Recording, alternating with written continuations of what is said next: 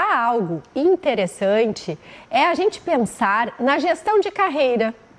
Chega épocas que a gente define como marcos temporais, às vezes eles servem para isso, para a gente repensar a nossa carreira ou então oferecer assim um upgrade ou ao menos aquilo que muito brasileiro está precisando, que é se virar nos 30 e achar um bom bico para conseguir equilibrar as contas do mês, simplesmente porque o salário que se ganha não paga o básico do mês.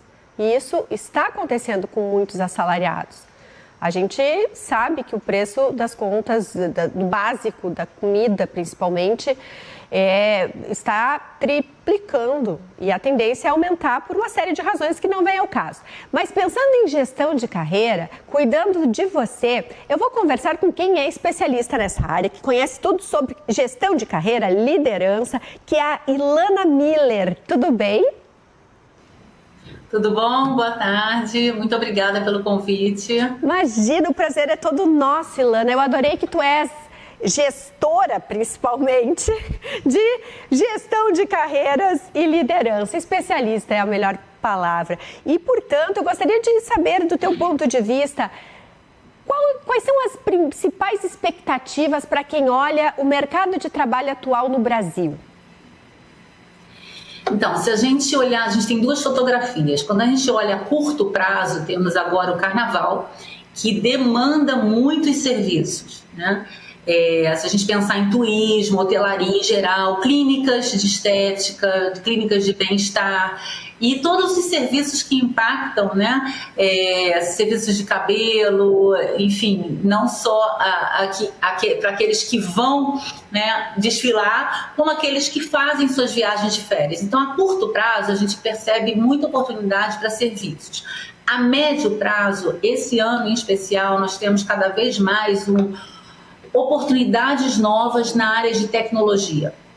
A inteligência artificial, eu diria que não bateu mais a porta, já invadiu, né? Uhum. Então, aqueles que de fato tiveram a oportunidade de cursar, hoje a gente tem um leque de opções, de cursos, inclusive, que estão disponíveis pela própria internet, ficarem atentos à área de desenvolvimento de software, a inteligência artificial, ela vai mexer bastante com a gente, então não tem que ter medo, e sim tem que se preparar. As suas habilidades, as suas competências precisam ser aprimoradas para você encarar novas oportunidades, sem receio algum.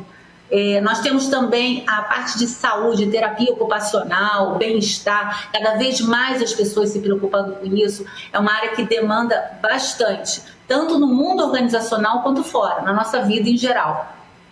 Que interessante. Bom, para muitas pessoas, o setor todo de tecnologia é um setor que as pessoas têm até um receio, porque muitas pessoas que hoje estão no mercado de trabalho iniciaram certas rotinas numa situação completamente analógica. Simplesmente porque essas tecnologias, elas foram acelerando e estão muito presentes e rapidamente se auto-melhorando nos últimos 10 anos, 15 anos. Talvez nos últimos 5 anos, sendo mais preciso, um pouquinho antes da pandemia, e foi um boom. Então, assim, para aqueles senhores, para aquelas senhoras que tiveram já um grande conhecimento nas suas áreas, já estão aposentados, existe algum nicho de negócio, alguma expectativa de... Claro que a gente está falando de empregos. Emprego pressupõe hierarquia, carteira assinada em alguns casos ou não, mas de empreender também, porque não deixa de ser uma gestão de carreira.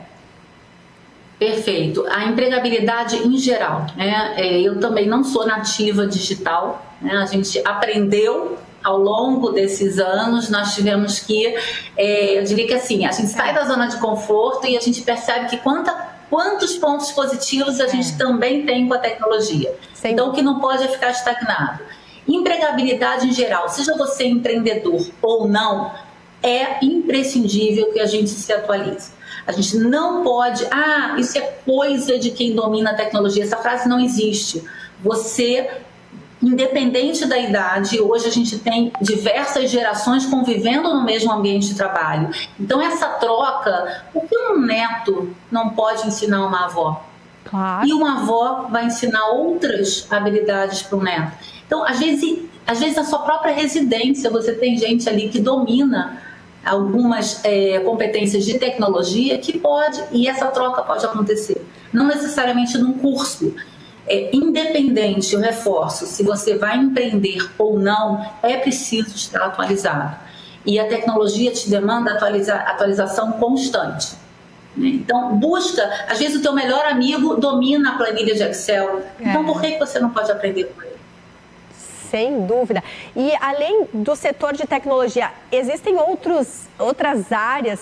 Porque sim, a gente já entendeu que existe a visão de ser a tecnologia o seu foco para uma nova carreira ou para empreender, e a questão do uso da tecnologia como suporte para qualquer ramo que a gente vai empreender ou buscar como um novo emprego. Mas no teu olhar hoje, o cenário nacional, quais outros a longo prazo, não apenas essas questões, até essas sugestões de setores que estão nesse momento possivelmente precisando da demanda de emprego, que são os setores de turismo, hotelaria, as questões que envolvem beauty, não é mesmo? Isso tudo, nesse momento, é muito forte.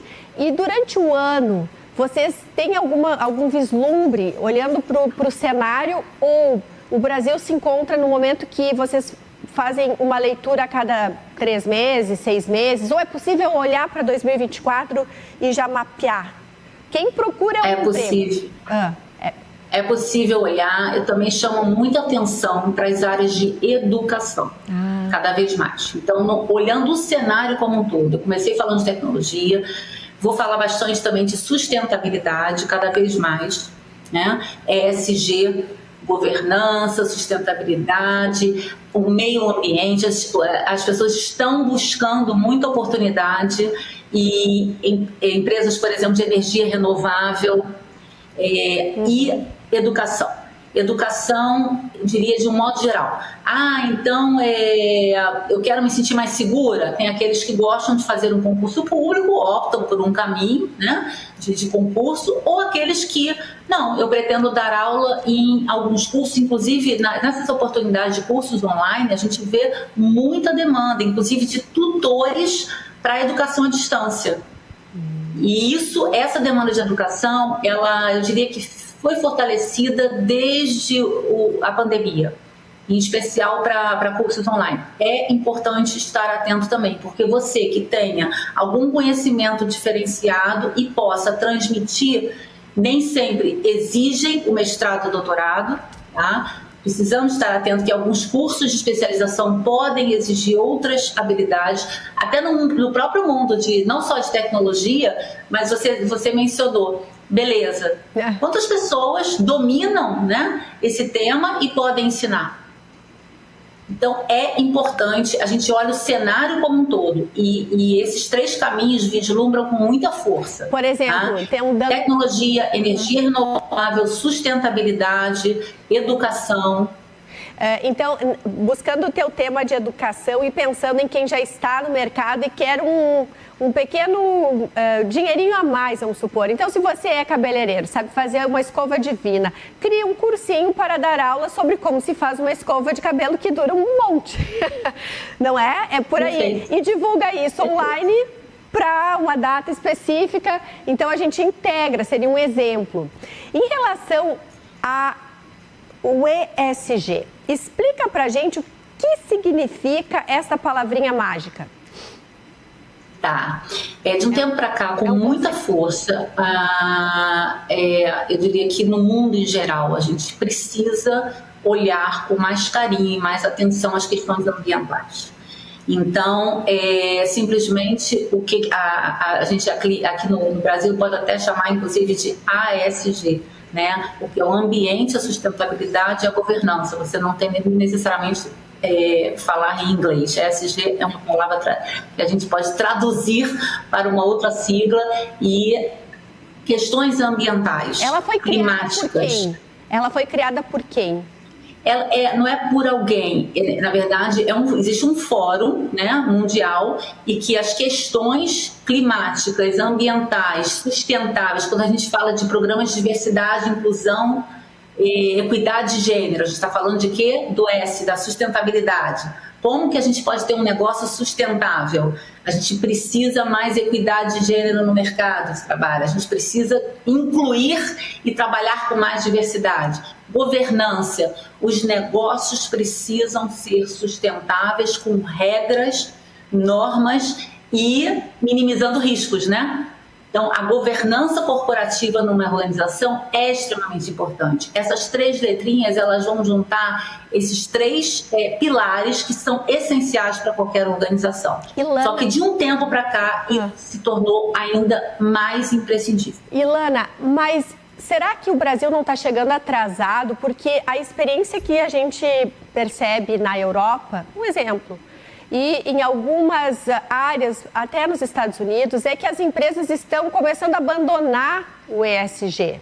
A gente vê isso até no mercado, nas bolsas de valores, as empresas já não consideram tanto, justamente porque elas tentaram absorver, mas na prática não funcionou, por uma série de razões que nem é a nossa pauta. Mas voltando para a nossa pauta e usando o ESG, se a gente fosse seguir aquele padrão, talvez metade da população brasileira não tem dinheiro para se ajustar a esses padrões e não ter o tal do selinho que inclui. Será que ele não é um método que acaba incentivando que o poder e a renda fique cada vez mais ali concentrado e não ajuda naquilo que o brasileiro mais precisa nesse momento, que é começar a empreender com condições dentro da situação dele? A nossa população não tem recursos, da maioria, não tem acesso a grandes bancos, não tem acesso a crédito, mal consegue, às vezes, ter condições a um crédito ali a preço caro, o dinheiro está caro no Brasil.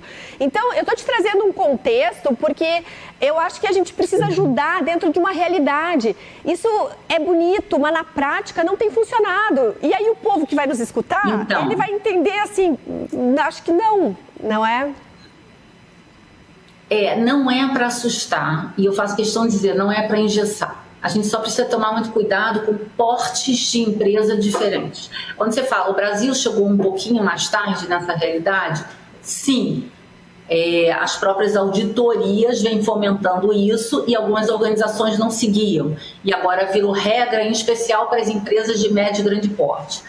Para esse público que você está direcionando, isso não engessa, isso ajuda, isso contribui. O processo, por exemplo, de compra e venda dessa pessoa que você está... e aquele microempreendedor, né? Você se direciona para... E aquele que tem um MEI, não se preocupe.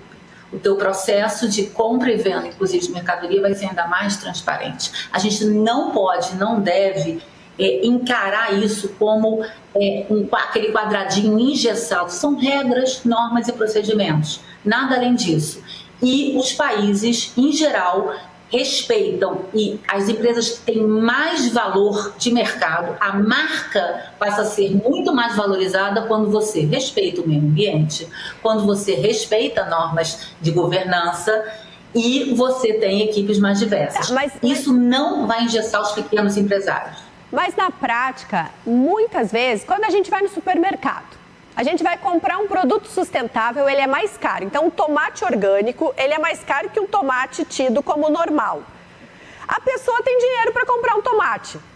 Ela não vê razão de comprar o tomate orgânico e pagar o dobro, o triplo. Essa é a realidade, é por isso que não está funcionando o ESG. Por isso que agora, enquanto eu estou falando contigo, está cheio de francês, alemão, espanhol, inglês, na frente do Parlamento Europeu, reclamando com esse tipo de regra. Então, assim, voltar para a realidade do povo. Quando você menciona o tomate... Dá um exemplo. Por exemplo, assim, uma pessoa que tem classe média, quer empreender, o que ela precisa seguir? Algumas regras do ESG para quem está nos assistindo entender. classe média quer empreender, ele precisa, sim, precisa em primeiro lugar, em questão de ambiente, eu minimamente não posso ferir o meio ambiente, né? Seja se eu vou empreender com algo relacionado a plantio ou a serviços, né? Então, você entra num lugar, você já vai perceber, puxa, aqui se divide, por exemplo, o lixo, né? Você quer estar em algum ambiente, você vai comprar ou consumir de um serviço que respeitem as regras e ajudem a própria questão ambiental. Então, daí não é que vai ficar mais custoso, vai ficar, inclusive, até mais higiênico para esse lugar e vai atrair mais clientes. Quando você menciona do tomate, sim, o processo da fabricação, da produção desse tomate, com certeza vai ser diferente, e o processo em si vai gerar mais custo, mas gera mais saúde para você, né? Não tem almoço de graça. Então, se alguns produtos eles vão promover ainda mais saúde. E o impacto em relação a médios empresários, as regras de governança, elas são diferentes para empresas de grande porte, não se assustem. Empresas que estão na Bolsa de Valores, elas vão seguir uma auditoria, uma certificação completamente diferente desse empresário que você está citando. Então, ele não vai ser punido ou vai ser exigido que ele cumpra essas regras. Não, é que na prática... Das grandes.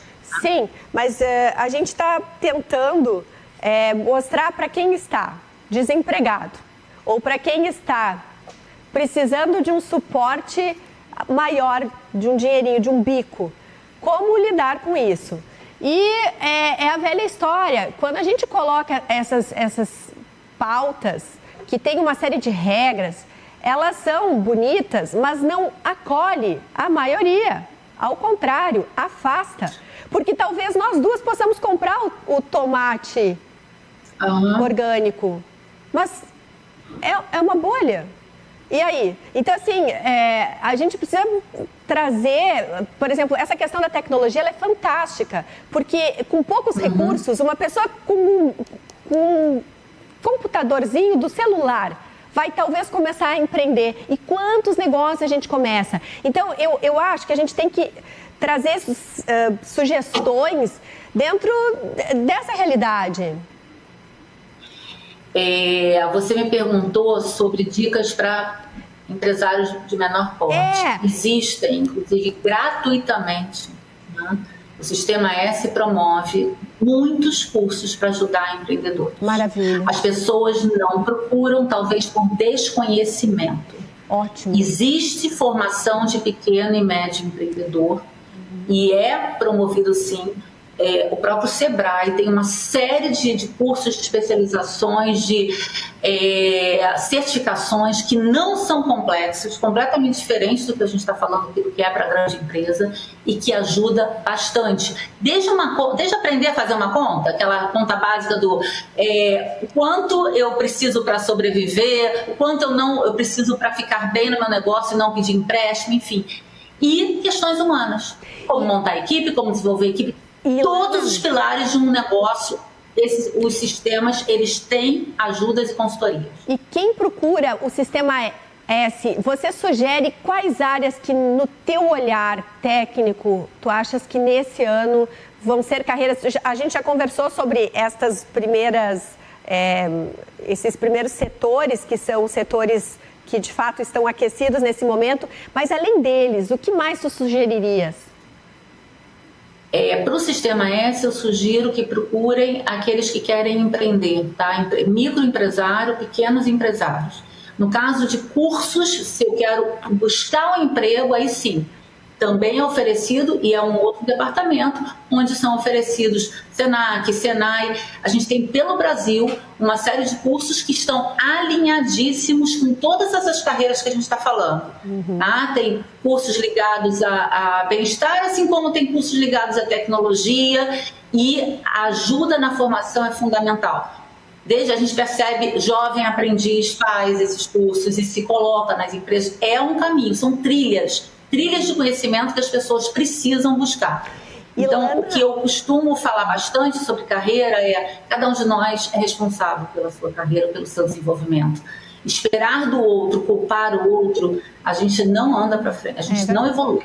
Ilana, e para finalizar, o que tu poderias deixar como mensagem para quem está querendo mudar de carreira, para quem está querendo dar um upgrade ou para quem quer um biquinho para fechar as contas do mês? Eu sugiro, primeiro, leia bastante, converse. Eu estou interessada em montar um salão de beleza? Ok, eu vou conversar no mínimo com 3 pessoas que têm um salão de beleza. Maravilha. Eu vou interagir. Além de pesquisar e, olha, de repente eu vou fazer um curso, eu mesma fazer a escova e preparar. Então, qualquer negócio que você pense, por favor, pesquise, interaja. Eu fui demitida, peguei justamente meu fundo de garantia e abri um negócio. Calma, respira e pesquisa. Porque ainda sendo franquia, você precisa perceber se é realmente a tua trajetória de carreira. Às vezes você não tem esse DNA empreendedor. Então, por favor, cuidado para não investir o que você recebeu de uma rescisão num caminho errado. Exatamente. Nossa, Ilana, essa questão da franquia é uma outra... Isso dá uma nova conversa, porque de fato... Uma ótima pauta. Uma ótima pauta para voltares, quem sabe semana que vem. Aí, ó, o pessoal que está me assistindo da produção, podemos fazer um novo bate-bola aqui com a Ilana. Uma pauta maravilhosa, porque as pessoas acham que eu vou escolher uma franquia e vou ser bem-sucedida. Você sabe se você quer realmente o comércio, se você quer empreender? Tem muita pergunta para fazer. Maravilha, ó, te espero aqui semana que vem, já está. Obrigada. Não é convidada, como é que fala no futebol? Convocada. Convocada, obrigada. Muito obrigada. E até semana que vem, então, ó. Obrigada, um abraço para todos.